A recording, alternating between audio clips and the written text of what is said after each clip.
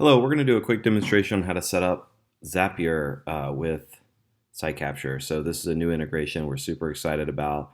It allows our customers to easily connect pretty much any CRM or file storage. So whether it's Salesforce, Zoho, Podio, QuickBooks, SharePoint, really anything, or your file storage, Dropbox, Google Drive, Box, Amazon Web Service, whatever, Google Sheets. All that stuff integrates very easily with Zapier. You do need to get an account with Zapier. I think they have a free option that includes like one integration, meaning you can make one connection. But I think most folks are finding it's easier just to get the upgraded plan. It's about $40 a month, and it'll give you a few other options. So let me just kind of get started. If you're in your SiteCapture account, let's just go over to the Help Center. And right here, it's pinned to the top is our Zapier integration. And we're going to select this link right here.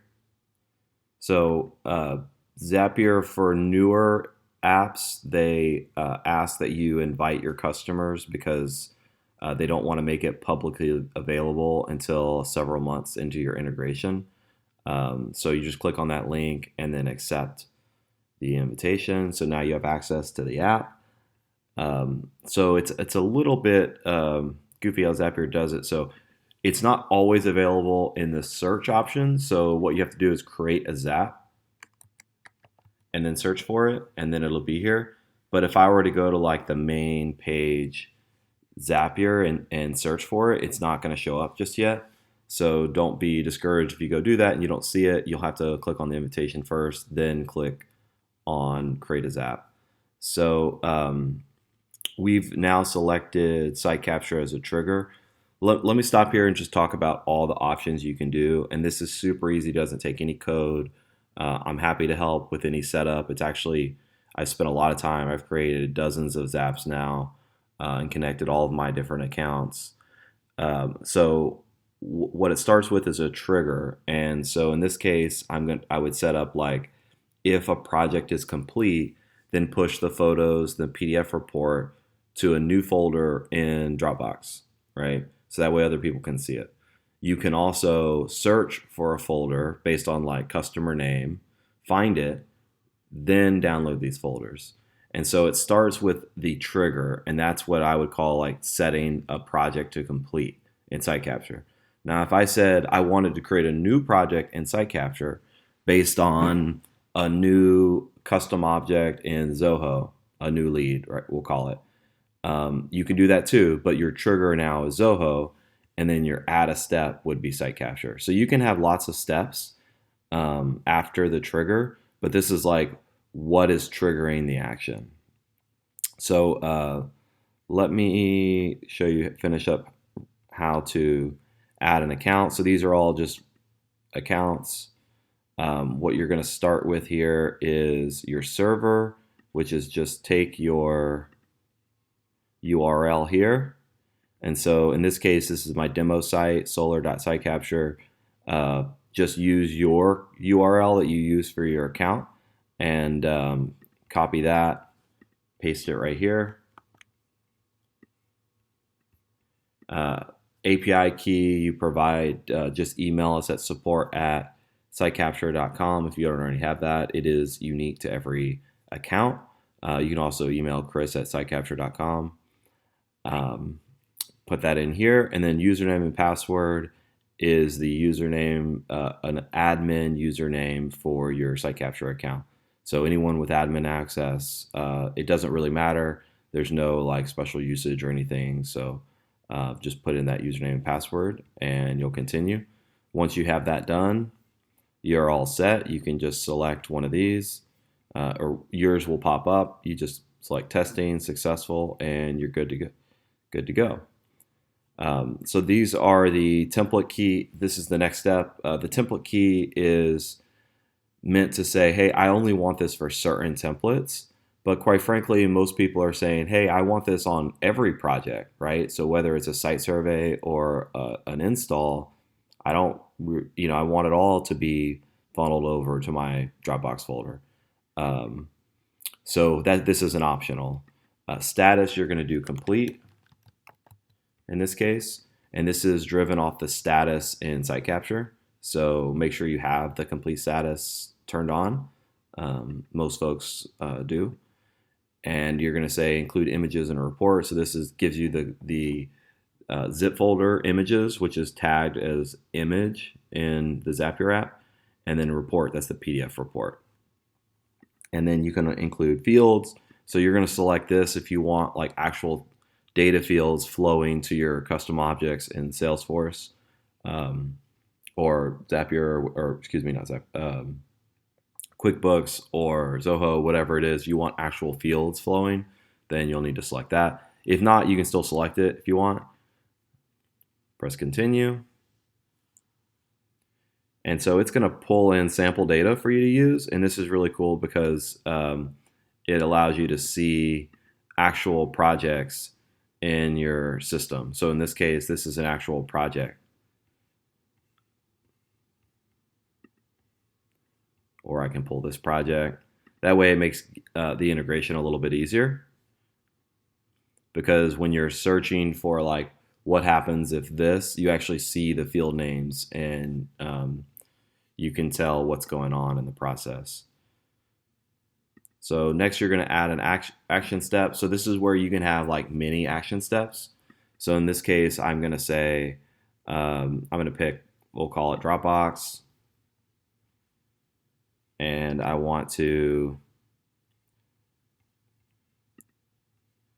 let's say, create a folder.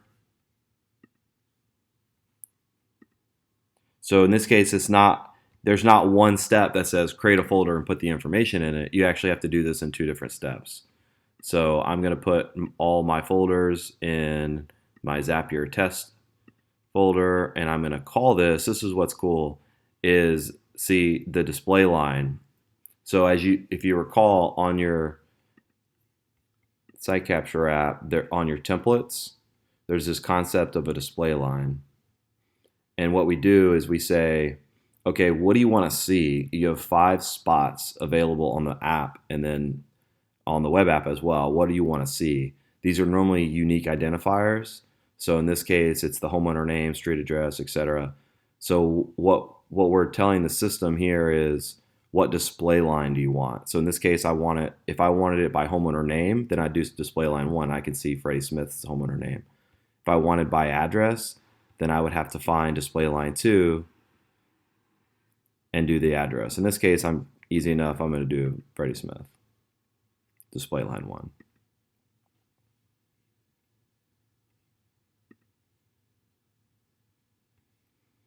And so you can see this was created right now as a test.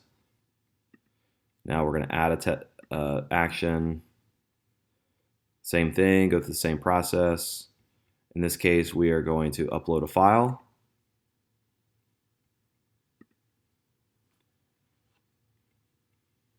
And so what you're going to do is what are you going to pick?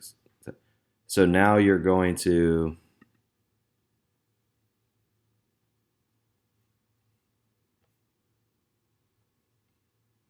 use a custom value,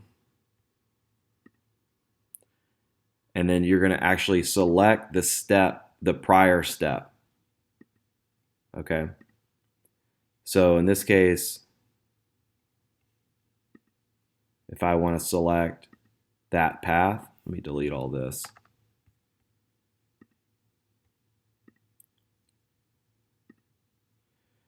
So now it's going to find the folder from our previous step, create a folder, right? Now, let's say that you wanted to upload to an existing folder, then here you would just create a step called find a folder. And let's say you wanted to upload to an existing folder inside a customer name. So let's just say you had Freddie Smith, and in that you had like 5 different folders: plans, photos, contracts, right? Then you'd find Freddie Smith, find a folder, you create a new one, say find the subfolder underneath that folder, and then you would create upload file. So in this case, we're doing the more simple option, which is just create a folder. So in the file, what you're going to do is just select report file, And this is another cool thing you can do. You can specify the file name. So in this case, I want to do like homeowner name, and then maybe I want to do like address, which would be display line 2. Or you can call it address.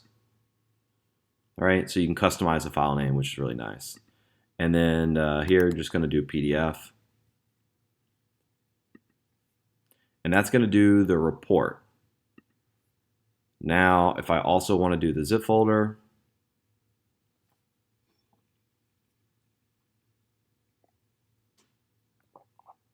so now I have this report. I'm going to do the same thing. Upload a file.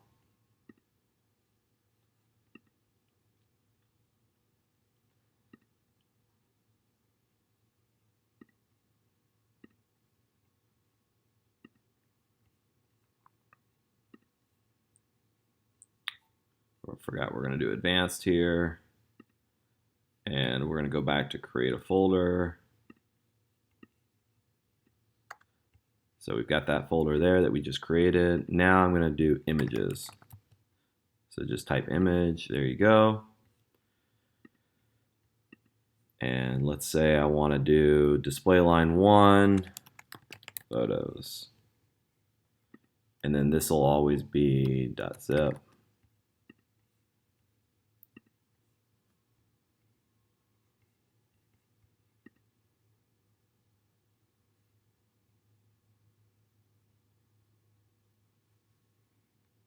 And you can see these are my notifications, right? These are all created right here. And you've got all your photos. So it's that easy. Let's go turn this on. Make sure you turn it on because it's not going to work if it's off. And then name it.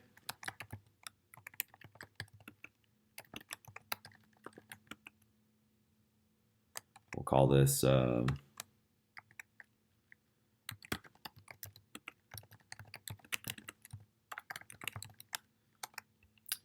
easy enough.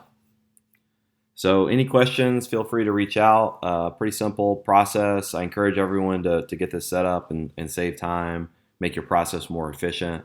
I'll put out some more videos with some custom stuff. Also be looking for some sample templates down the road where we can build these things out for you. Thanks a lot.